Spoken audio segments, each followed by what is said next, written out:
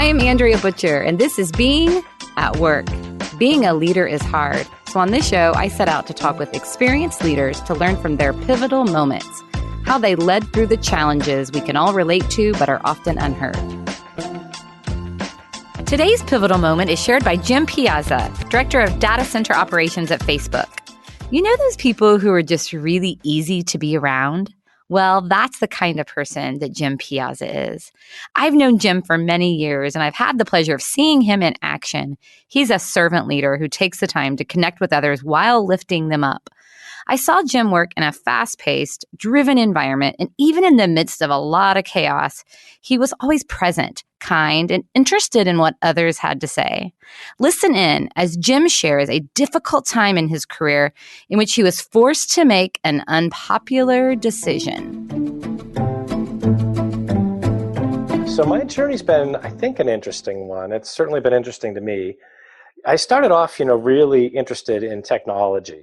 And I still do to this day. I mean, I have loads of gadgets and all kinds of stuff, and I'm definitely a gadget guy. Something new comes out in the market, and I'm an early adopter, as they say.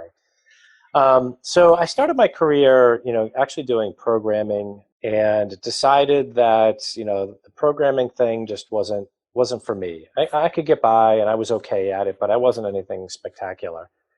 And so I made the transition to go kind of into hardware, and did a little work for Hewlett-Packard, and actually, showing my age a little bit, worked on the LaserJet 2, for those that can remember that far back. And so that was kind of fun. But where I ended up gravitating to was I really liked the idea of connecting things. And so being in a systems integrator, I worked for a company called DataSafe in Massachusetts, where we were, integrating a variety of different systems, and it was everything from banks to insurance companies to, think tanks and so on, where they just needed a network that could do X, Y, or Z. Mm-hmm. And so I really liked the idea of shipping bytes, bits and bytes around, networks and around the internet. And so that's kind of where I started to get involved in that. And so from there, I went to a company called Information Mapping, which was this really interesting think tank where they had a bunch of doctors on board that basically had figured out a method to get people to retain information for a longer period of time and absorb more information. And so that was a really interesting kind of connection point for me, just on how people connect with information. And then from there, I went and took my first stab into the co-location industry, which was a brand new industry back in good old 1999, where people had started to think of data centers as these monolithic buildings that housed or were housing one company's information to a shared platform. And it was really interesting to see that idea take off to where you would have multiple companies obviously come in and rent space, but then the relationships that would get formed between companies in this co-location space was actually something kind of unique and different. So from that, that's where when I worked for Exodus, that I had initially started to get more into project management and program management, and actually ended up, that was my very first manager job. And so I started managing the project management team in Virginia, which started off as like 3 of us. And here's this kid who doesn't know anything about managing people, now managing 3 really like high potential, high energy, super technical project managers. And it was like, what the heck am I doing? Sounds like your kind of people, though. They totally were my kind of people. And it was super fun because, we worked a lot of long hours together. And I think that's where I learned my first lesson in managing people was you really need to know the people that you work with every day. And it became really important to me to get to know them on a personal level, and still very good friends with them today. In fact, the person that hired me there, I consider to be my mentor, and I still talk to him, every so often as well. So to me, that was something that was really important and born out of that. That said, that also came with its share of challenges, because I think everybody probably remembers, the late 90s were, the dot-com boom, aka the bubble, and it was a really fast-paced time just in the industry and in my career, and getting to work with companies that were just starting to get on the internet, companies like Yahoo and Google and Microsoft, were all taking down space in our co-location facilities. And so I got to know a lot of the folks in those companies. A lot of them are still there today. And it was incredible. I mean, just you would work, 12, 14 hours a day, and you went home very tired at night, but feeling very rewarded because, man, we just got another, big presence of one of these companies on net. And some of them were doing things that nobody had ever thought of before, just around, starting to do the first, internet shopping, and internet e-commerce was brand new at the time. And it was super fun and super exciting. And as a result, we had all this demand kind of surging up. And as a result, we just hired. By the time, 2000, 2001 hit, this little team of 3 project managers was now a team of 20 project managers, working with all these huge upcoming, really exciting business model kind of new companies. Really, really interesting time. But as we all know, that bubble burst and things went the other way in a very rapid succession.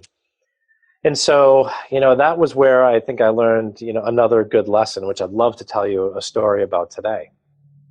And the story goes like this. So we had this great surge of activity, which was fantastic and fun. It was equally not fun going the other direction, and really a tough time for me personally as a leader. As I mentioned, kind of getting to know your team and the people you work with on a personal level as well is important from a leadership perspective. But you start to develop these really close relationships with people where, you consider these people your friends. And I still, believe that today, and I still feel like that today, that the people on my team are extended members of my family. But when you start to go through a downturn and you start to see the way that affects people, it really kind of hits you, in your heart. And so I remember very specifically this conversation. And at the time, we were a sales-led company. And I think we all know, being leaders, there's some companies that are operationally led, whereas, the operations team kind of has a little bit more clout. In other companies, it's more sales-led. And at the time, we were absolutely a sales-led company. And not going to name names, but we had myself and the sales VP were the kind of 2 leaders on site. I think at that time I might have been running, 10 or 15 data centers for this company. And so the word came down that we were going to have to start doing layoffs. And the reductions in force, carry a slew of not only legal requirements, company requirements, but then, of course, there's the personal aspect of it. And so we got into a room together with our HR leadership, and they hadn't developed any talking points or anything yet. And here I am, I've maybe been managing for a couple of years at this point, so not super experienced in this. But the sales VP is, we're sitting in the room, and they said, well, we need to develop what we're going to say. And I said, yeah, we absolutely do, because we're about to, make this major reduction in force.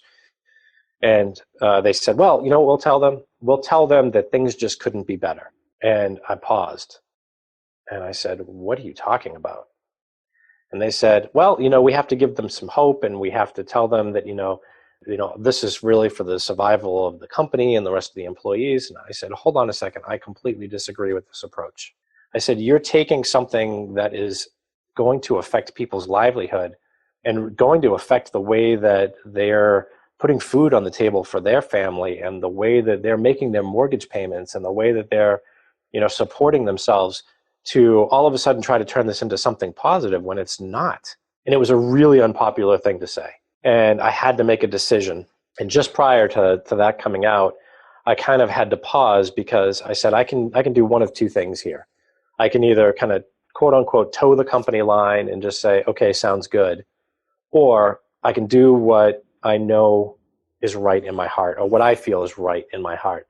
And I just couldn't get behind trying to paint this off as something positive when it's not. I mean, these people were people that I had been, arm in arm with at 2:00 in the morning in the data center, pulling cable for the next customer that's coming in, and ordering pizza, and working really, really hard to make sure that we were, making our customers' commitments. How could I possibly look these people in the eye and say, things just couldn't be better? I can't. I couldn't compromise the way that I felt or the way that I believed, just because it was the thing that was the easiest route to take. It just wasn't who I was. And to this day, if I was put in the same situation again, I know I would do the exact same thing. Well, so how did that play out? So Unpopular, you're the direction you wanted to take, right? So I suspect that's what you ended up doing. I did. In fact, we had subsequent further decisions to make, like how do we actually go through the process and all of that. And I said, I'm going to sit one-on-one with every person that we're laying off, and I'm going to talk to them as a person. Mm-hmm. I'm going to offer my support. I'm not going to say, things just couldn't be better. I'm going to say, what can I do to help you? And in a lot of cases, I became personal references for people. I offered to, help them by opening up my network of people to see if there were other people that were hiring in the area or, close by that they could interview with.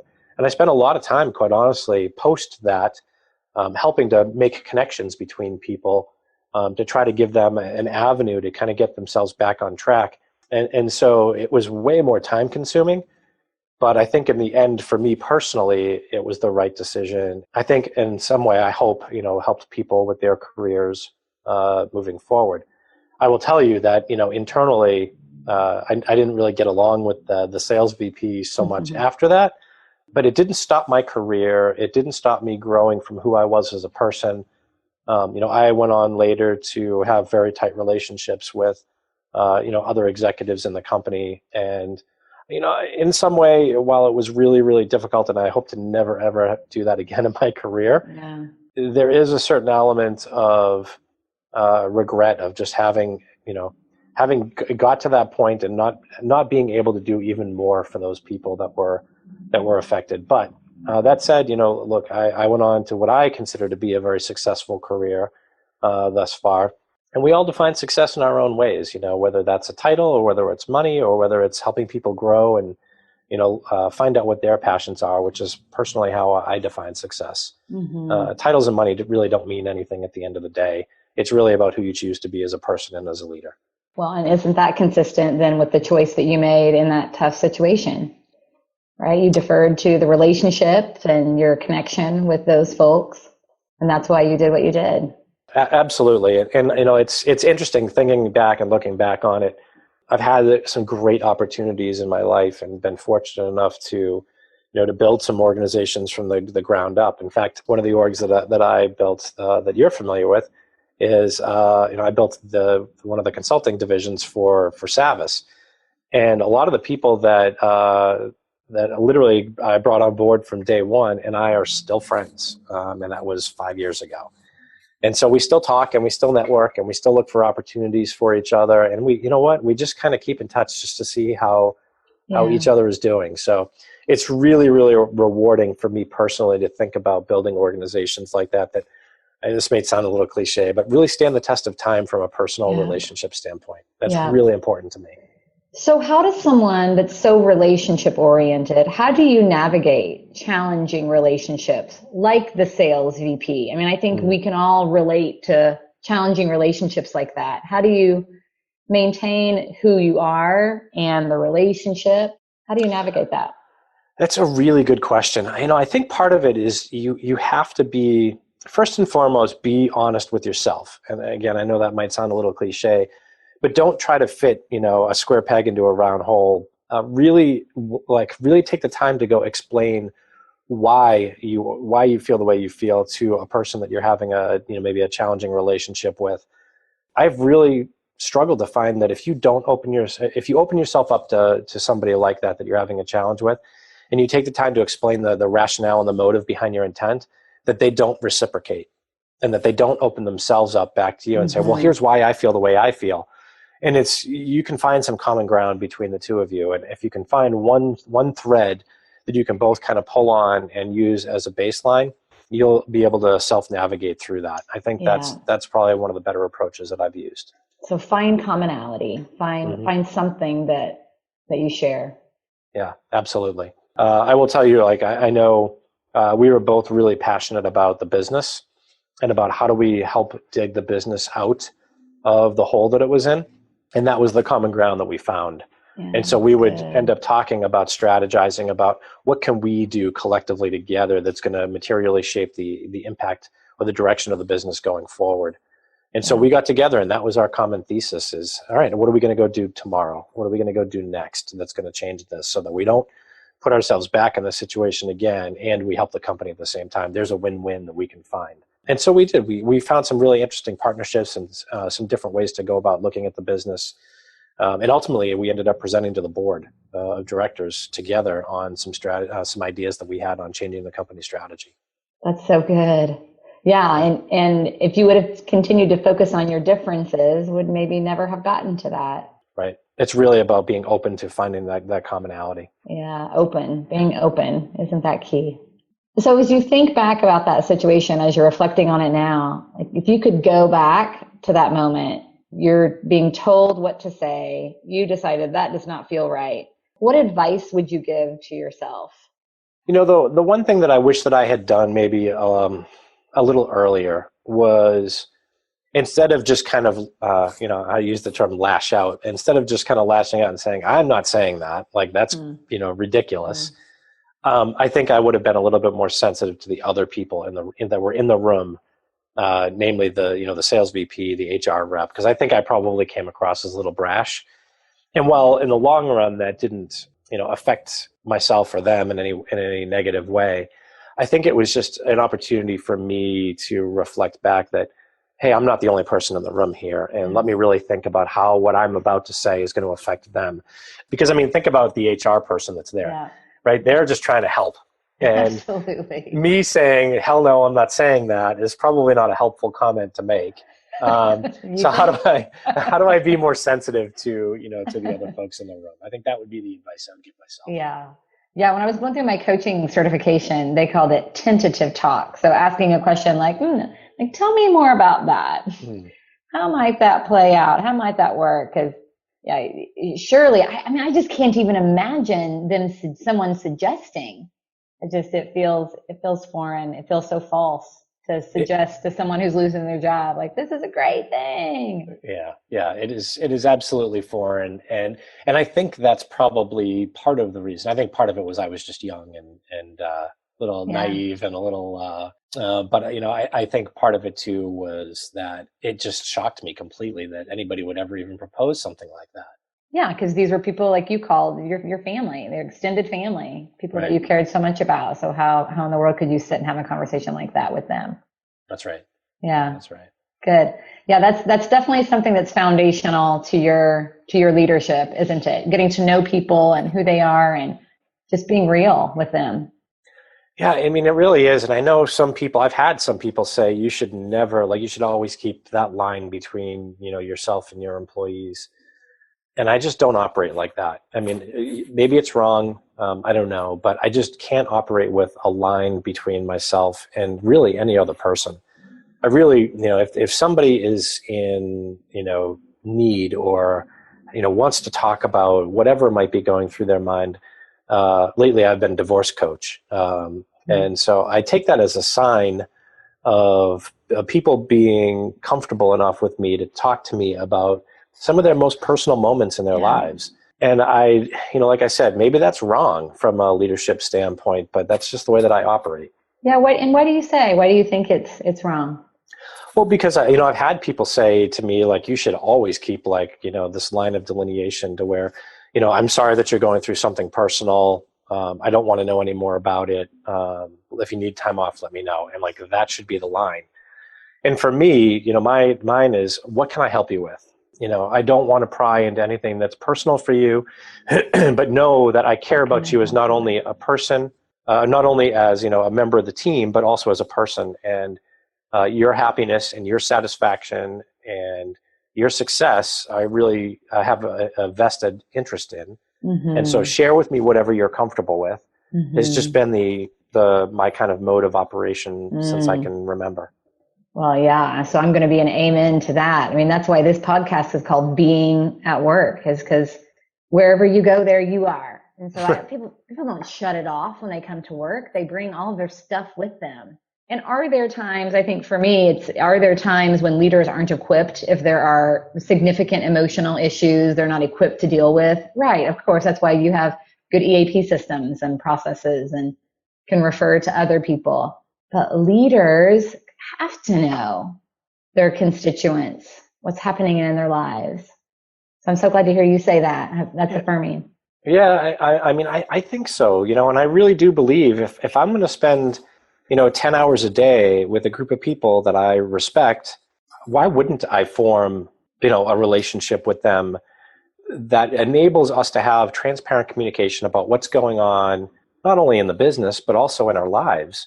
And to me, those relationships just yield way more fruit for me personally, and I hope for the people that I interact with, to have long-lasting, like lifelong experiences. Like, I would absolutely work for this person again, or work with this person again.